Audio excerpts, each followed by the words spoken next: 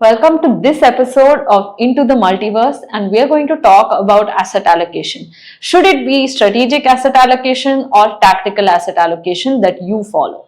Now, of course, all of us do believe that asset allocation works quite effectively because you have different assets that are part of your portfolio that have different characteristics and can perform really well in changing environments. So when we put a mix of things together, that tends to do better than having all of your eggs in one basket.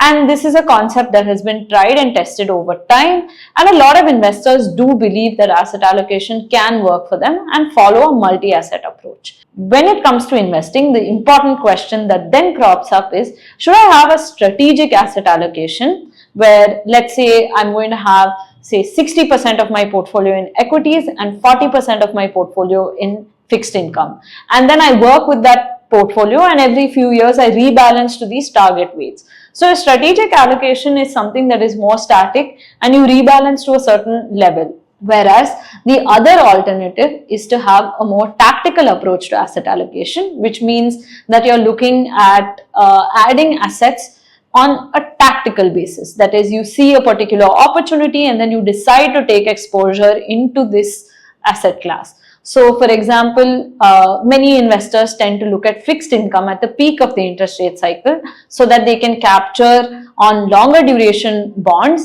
and capture those benefits that come when the interest rate cycle turns. So that's a more tactical opportunity. As investors, we wonder whether our asset allocation should be strategic or tactical, right? But the answer is actually you need to have a little bit of both.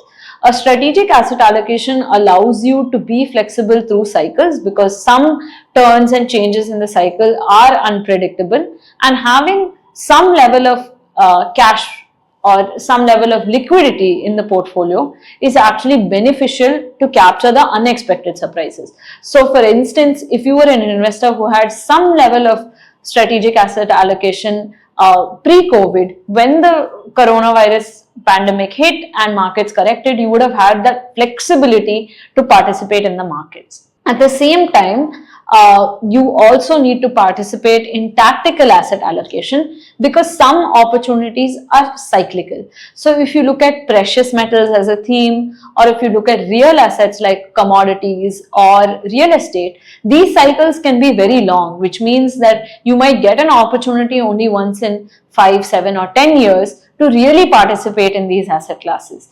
And it's important to have a tactical exposure to them, and they may not always form a part of your core portfolio. When we keep this in mind, we realize that multi-asset investing actually employs both strategic as well as tactical asset allocation, and there are more options to choose from outside of your traditional equity or fixed income options. If you like this video, subscribe to our channel to hear more about multi-asset investing.